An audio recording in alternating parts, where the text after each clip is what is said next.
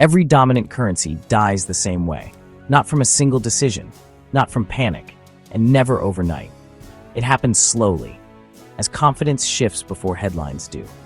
For most of history, people believed money had value because it worked. It facilitated trade. It stored effort across time. It was trusted, not because it was perfect, but because it was useful. When that trust held, societies expanded. When it weakened, systems adjusted. And when it finally broke, monetary orders changed. This has happened before. To Rome, to empires backed by silver, to nations anchored to gold, and to global systems built on promises. The pattern is quiet, documented, and remarkably consistent across centuries. In this video, we are not predicting outcomes. We are tracing a sequence, step by step, from the origin of money itself, beginning with the simplest truth most people forget. Before money was policy, before it was debt, before it was power. It was trust made practical. And that is where the pattern always begins. Money is trust made practical. Long before governments, central banks, or paper currency, money emerged as a social solution. Early societies did not invent money to control people. They invented it to simplify exchange. Barter was inefficient. It required coincidence. Money removed that friction. Different cultures used different forms. Cowrie shells in Africa and Asia, tally sticks in medieval England, silver weights in Mesopotamia, gold coins in Lydia. These objects had little use on their own. Their power came from agreement. People accepted them because others would also accept them. This is the first rule of money. Value is not created by material, it is created by shared belief. Even gold did not circulate because it was shiny or rare. It circulated because societies trusted that it would be recognized tomorrow. Money worked when it served trade, when it moved goods, labor, and value efficiently across time and distance. As long as money remained a neutral tool, confidence was stable. Prices made sense. Exchange felt fair. Savings retained meaning. Monetary systems expanded alongside commerce because trust reinforced itself through use. But this balance was fragile. The moment money stopped serving trade and began serving power, the social contract changed. When units of money were altered, restricted, or multiplied without regard to productivity, trust weakened quietly. People did not rebel immediately. They adjusted. History shows that currency failure does not begin with collapse. It begins with a subtle shift in purpose. Money stops measuring value and starts shaping outcomes. Once that line is crossed, confidence becomes conditional, and when confidence becomes conditional, money begins its long decline. Trust becomes fragile once money stops serving trade. Debasement is the early erosion of trust. For centuries, Rome's denarius functioned as a reliable medium of exchange. It was not perfect, but it was consistent. A Roman soldier knew what his pay could buy. A merchant trusted the silver content of each coin. Trade expanded because money remained stable enough to be predictable. That stability did not end with a single decision. As Rome grew, its costs grew faster. Armies expanded, borders stretched, administration multiplied. Raising taxes was politically dangerous. Cutting spending was impossible. So Rome chose a quieter solution. It reduced the silver in its coins. Under Emperor Nero, the denarius was debased slightly. Later emperors followed. Each reduction seemed minor, a few percentage points less silver, barely noticeable to the eye. Officials insisted the coin was unchanged because its face value remained the same. But markets noticed composition, not declarations. Over time, more coins chased the same goods. Prices rose, wages lagged, savings lost meaning. Citizens did not panic, they adapted. Merchants raised prices, soldiers demanded higher pay. The state responded by minting even more debased coins. By the 3rd century, the denarius contained almost no silver at all. What began as money had become a token enforced by law rather than trust. The economy fractured into barter and local exchange. Long-distance trade slowed. Tax collection became erratic. Rome did not fall because of debasement alone, but debasement marked the turning point. It signaled that money was no longer a measure of value, but a tool to cover shortfalls. Once people understood that tomorrow's coin would be weaker than today's, confidence changed direction. That change is always slow at first. When currency loses metal content, confidence flees. Gold didn't prevent instability. After the First World War, the global monetary system faced a problem it could not ignore. Currencies had been stretched by war finance. Trust was uneven. Inflation had already done damage. Policymakers believed the solution was simple: return to gold. The gold exchange standard of the 1920s was meant to restore discipline. Currencies would be tied to gold, either directly or indirectly. Governments promised convertibility. The assumption was clear: if money was anchored to something scarce, excess creation would stop. Confidence would return. But the structure was flawed. Gold was unevenly distributed. The United States and a few surplus nations accumulated reserves. Others struggled to defend their pegs. To maintain convertibility, weaker countries raised interest rates and cut spending, even as their economies slowed. Deflation spread. Unemployment rose. Trade contracted. The system demanded adjustment from economies, not from the anchor. Instead of gold serving commerce, commerce was forced to serve gold. Monetary policy became rigid at the exact moment flexibility was needed. Nations faced a choice between internal stability and external promises. Most tried to maintain both. They failed. By 1931, pressure broke the system. Britain abandoned gold. Others followed. The promise of convertibility collapsed, not because gold was worthless, but because the economic structure could not support it. The standard did not fail suddenly. It failed under accumulated imbalance. This is the key lesson. Even a hard standard cannot survive when trade flows, debt levels, and productivity diverge too far. Gold can anchor trust, but it cannot override reality. When maintaining the promise causes more damage than breaking it, confidence shifts. The collapse was not ideological, it was mechanical. A reserve anchor can still fail if confidence dies. A new order born from war. In 1944, as the Second World War neared its end, the global financial system was rebuilt from exhaustion. Europe was devastated, trade was broken, confidence was fragmented. What emerged from Bretton Woods was not a return to the past, but a controlled compromise. Gold remained the reference point. The dollar became the anchor. Under the new system, other currencies were fixed to the US dollar, and the dollar alone was convertible into gold. This arrangement reflected reality. The United States held most of the world's gold, produced much of its industrial output, and dominated global trade. Trust followed power. For a time, the system worked. The dollar functioned as international money. It lubricated trade. It settled balances. Nations held dollars because they believed the promise behind them. As long as US deficits were limited, confidence held. But success carried its own imbalance. As global trade expanded, the world needed more dollars. To supply them, the United States had to run deficits. Dollars flowed abroad faster than gold flowed in. Foreign central banks accumulated claims on US gold that exceeded what could realistically be delivered. This contradiction grew quietly. The system required two opposing things at once: global liquidity and gold discipline, abundance and scarcity. They could not coexist indefinitely. By the 1960s, confidence began to thin. Some nations questioned convertibility. Others demanded gold. The promise still existed on paper, but belief weakened as arithmetic replaced faith. Bretton Woods did not fail because it was poorly designed. It failed because it depended on restraint in a system that rewarded expansion. The arrangement survived only as long as confidence did. When anchor promises break, the system shifts. The gold promise ends. Fiat begins. In August 1971, the United States suspended the dollar's convertibility into gold. The announcement was framed as temporary. In practice, it was permanent.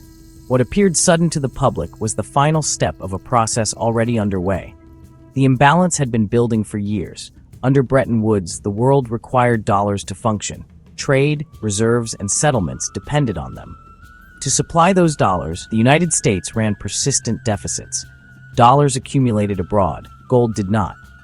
By the late 1960s, foreign claims on U.S. gold far exceeded available reserves. This was not a crisis of confidence caused by panic. It was a crisis of arithmetic. Maintaining convertibility meant shrinking the dollar supply or sacrificing domestic growth. Neither option was politically or economically acceptable. The promise of gold redemption became a liability rather than a stabilizer, so the promise was removed. The Nixon shock did not collapse the system. It redefined it. Money was no longer anchored to a physical constraint. Currencies floated. Exchange rates adjusted, governments gained flexibility, they also assumed greater responsibility. For a time, the transition appeared manageable. Inflation rose, markets adapted. The dollar retained its central role, not because it was backed by gold, but because it was still trusted. Oil trade, financial markets, and geopolitical influence reinforced demand. This marked a structural pivot. Money had fully crossed from convertibility to confidence. Value now depended on credibility, policy discipline, and belief in long-term stability. There was no immediate failure because trust does not disappear at once. History shows that fiat systems rarely break suddenly. They weaken gradually as obligations grow faster than confidence. The shift in 1971 did not end the monetary story. It changed the rules under which the next chapters would unfold. Fiat doesn't fail quick. It weakens until tipping. Debt is a confidence magnifier. Debt itself is not a weakness. Throughout history, strong states have borrowed to build infrastructure, fight wars, and expand trade.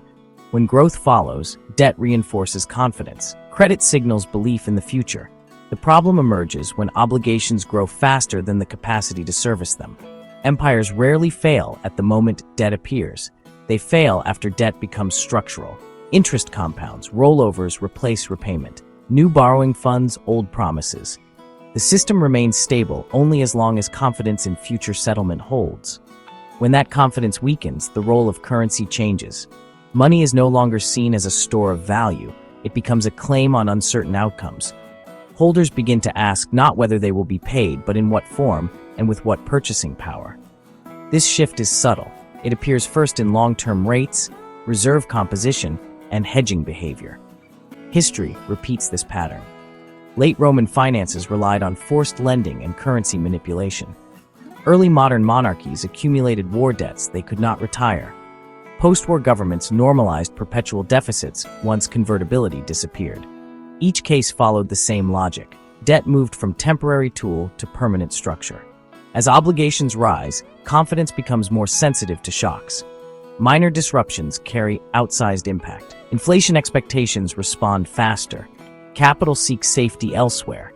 The currency's reputation changes before its price does. This is the critical transition. A trusted currency absorbs debt without stress.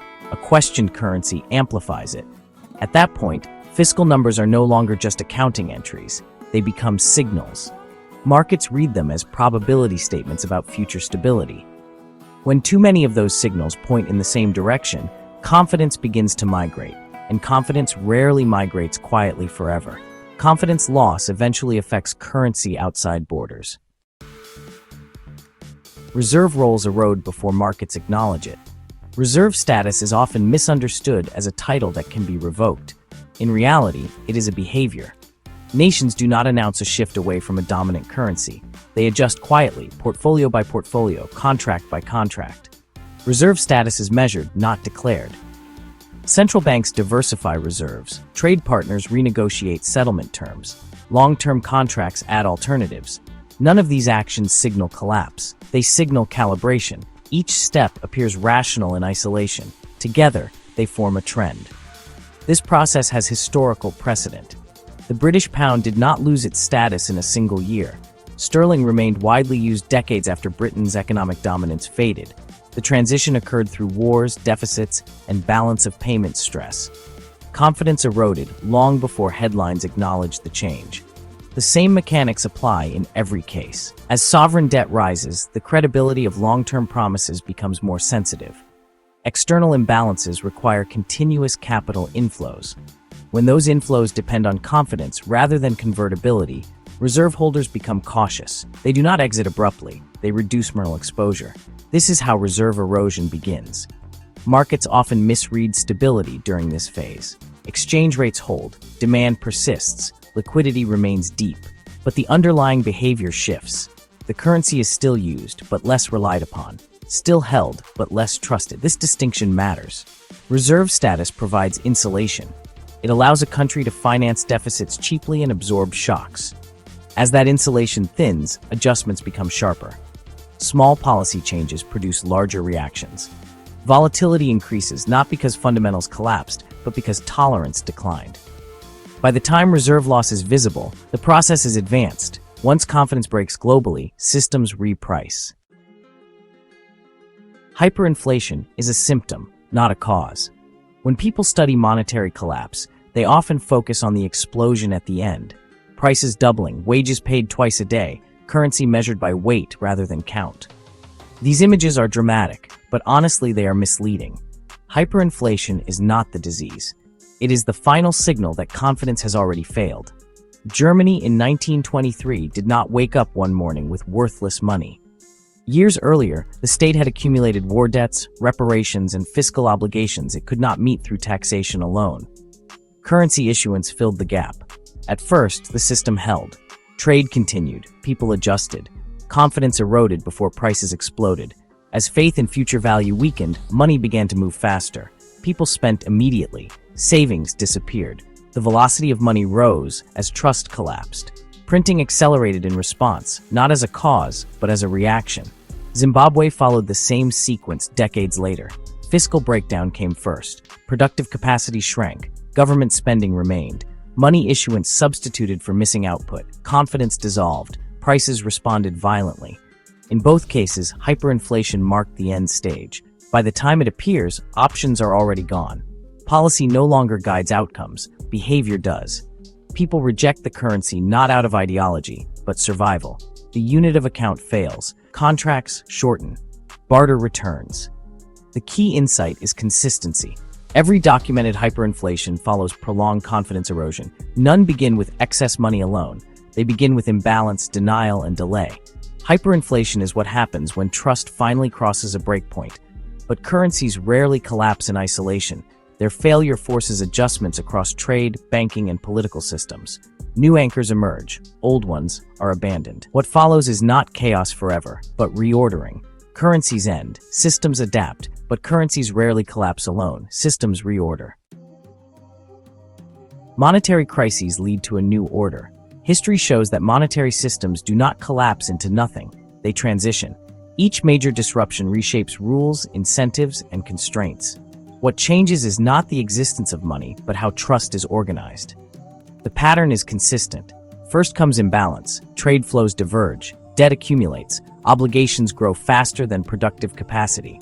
The system still functions, but only with increasing strain. Then comes stress. Defenses are tested. Reserves decline. Volatility rises. Policymakers intervene more frequently.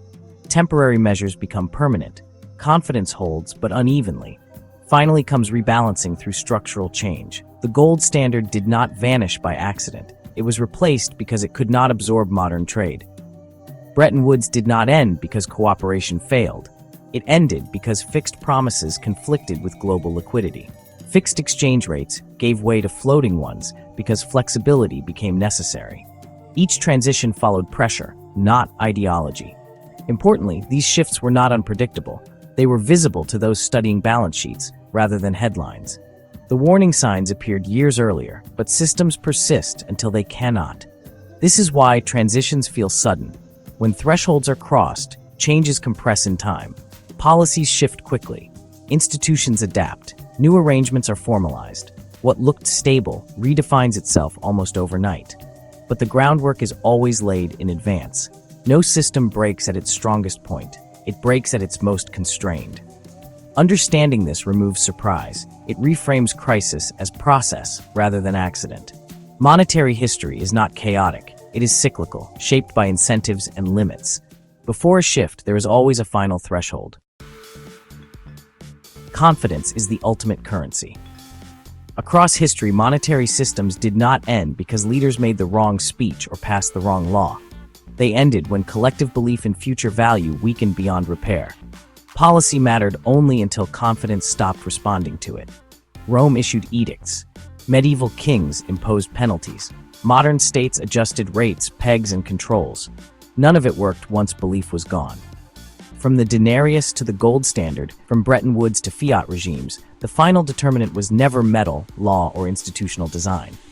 It was whether people believed tomorrow's money would reliably represent today's effort. Money functions on expectation. Expectation is psychological, but not irrational. It is shaped by experience. When individuals and institutions repeatedly observe that promises are diluted, delayed, or redefined, belief adjusts. At first, cautiously, then collectively. Once that shift passes a threshold, confidence no longer stabilizes the system. It accelerates its decline. This is the point of no return. At the confidence threshold, behavior changes faster than policy can respond. Contracts shorten, risk premiums rise, alternatives are sought. The currency does not disappear, but it loses authority. It must be spent, hedged, or replaced. What remains is accounting without trust. This is why collapses appear sudden, only at the end. The decisive moment happens earlier, quietly, when belief detaches from structure. By the time symptoms are obvious, the outcome is already determined. There is no morality in this process, no conspiracy required, no exception granted. It is mechanical. Money works when confidence is reinforced by experience. It fails when experience contradicts belief. Every dominant currency reaches this moment, some slowly, some violently, but none escape it. This is the physics of monetary systems. Confidence is the currency. Belief breaks first. The ending is always quiet. Every dominant currency reaches this moment. History doesn't repeat, it rhymes.